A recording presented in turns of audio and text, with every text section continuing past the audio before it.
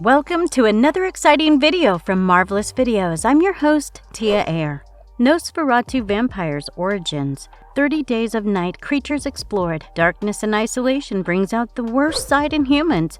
But what happens when the darkness also draws out monsters that thrive in these conditions? 30 Days of Night is a tale of residents of a town who become victims to a vampire invasion over the course of a long, dark month. Directed by David Slade and based on a comic by Steve Niles, this movie plunges into a world of gruesome killings, bloodthirsty monsters, and destruction, all based in an eerie nighttime setting. 30 Days of Night does great justice to the vampire horror genre and is definitely worth a watch. Before we go into our explanation, we have a very small request. If you like our content, please support us by subscribing to our channel. This is a small click for you, but for us, it means a lot. Thank you. Let's begin.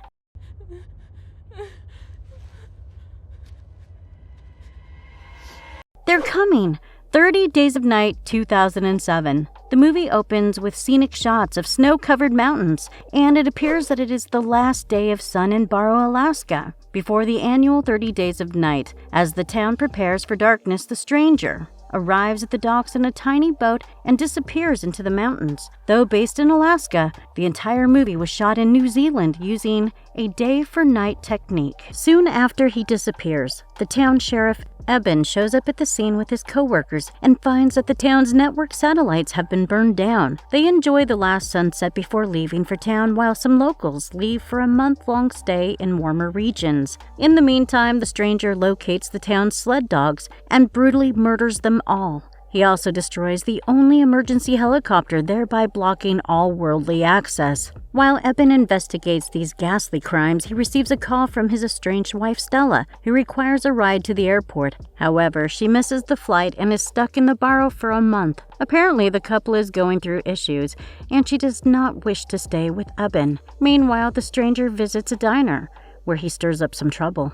The Stranger was based on the character of R.M. Reinfeldt from the famous novel Dracula by Bram Stoker. Both the characters shared a similar hunger for blood, aided vampires to find their victims, and eventually die at the hands of the vampires. Somehow, Eben and Stella show up at the same place, and Stella helps Eben arrest the stranger, putting an end to the commotion. At the prison, Eben interrogates the suspicious stranger, while Stella greets Eben's brother Jake and their grandmother Helen. The stranger warns them that they are coming and that the death is in store for the town. While Eben tries to extract more information, the town suddenly experiences a blackout and things go into a frenzy.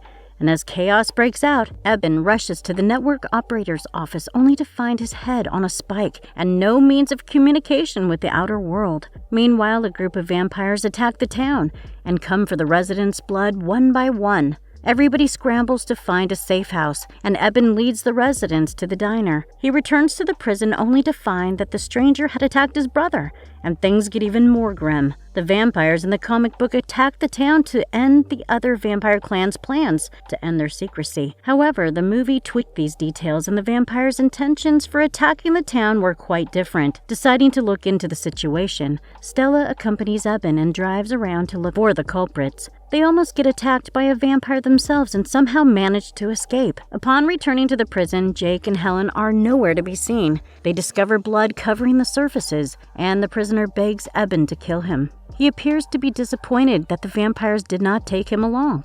As the camera pans towards the vampires, they move across town, slaughtering humans under a leader, Marlowe, who instructs the clan to kill off all humans in a strange language. The group does not turn any humans into vampires and just brutally kills off the residents. The language spoken by the vampires were developed with the contribution of a linguistics professor. While the chaos and the attacks continue, the locals scramble to the diner, which becomes a primary safe house. Eben and Stella make their way to the diner too, where they find Jake safe and sound. They hatch a plan and decide to lead everyone to Charlie Kelso's house, which has been boarded up since he left town, making it an ideal hiding spot. As they move to the house, Eben and Stella get cornered by vampires, but with some help, they manage to escape and reach Kelso's house.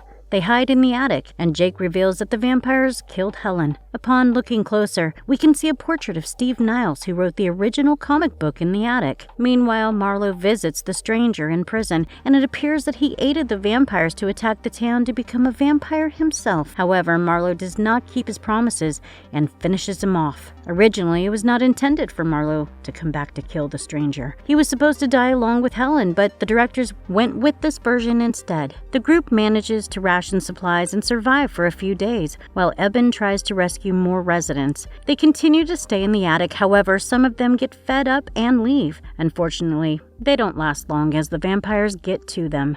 18 days later, a blizzard strikes and the party exploits the whiteout to get provisions from the general store, but they are stuck there after the storm passes. Eben makes a distraction by having the vampires pursue him to Helen's house, while the others escape for the station. He uses one of Helen's UV lights to severely burn one of the vampire's faces, who turns out to be the leader's lover, Iris.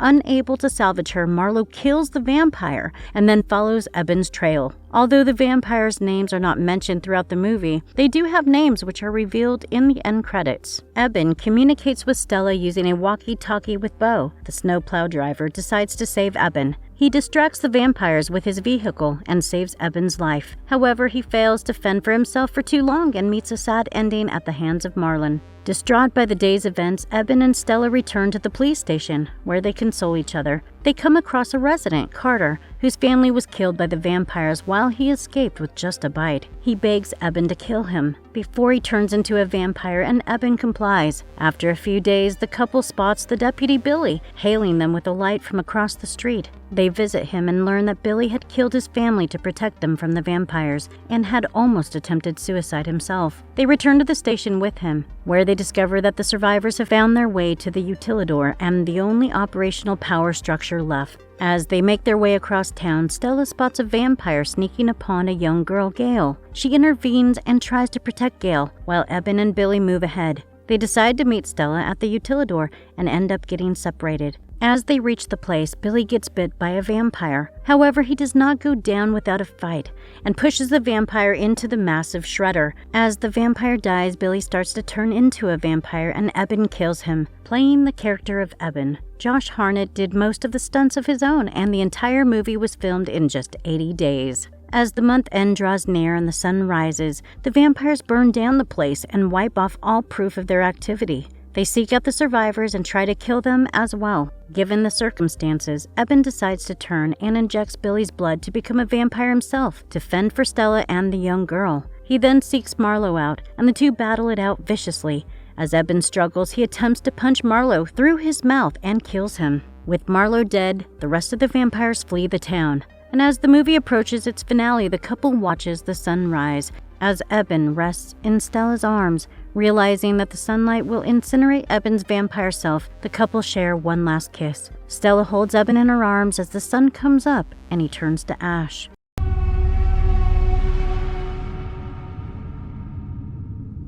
Nosferatu vampires. The vampires in the story, also known as Nosferatu, are undead creatures of the night that attack humans. Their main intention was to kill humans and not convert them. With pale skin and sharp fangs, these creatures waited for the perfect opportunity to strike humans in a place with no sunlight to affect their movements. The Nosferatu were bloodthirsty monsters and did not hesitate to kill anyone in their path. An interesting thing that sets them apart from other creatures is their ability to infect the blood of humans, causing them to gain the supernatural strength that only vampires possess. However, they seem to have a weakness for sunlight and ultraviolet rays that burn their skin beyond repair. They can also be killed by severely decapitating their heads off their bodies.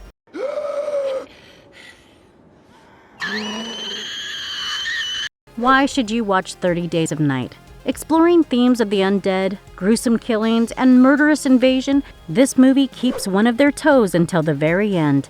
The terrific acting performances, action scenes, and stunts, grim settings, and a dark atmosphere all together make it a thoroughly enjoyable watch. The movie was also followed by a sequel, 30 Days of Night, Dark Days, that unfortunately did not live up to the hype of the original.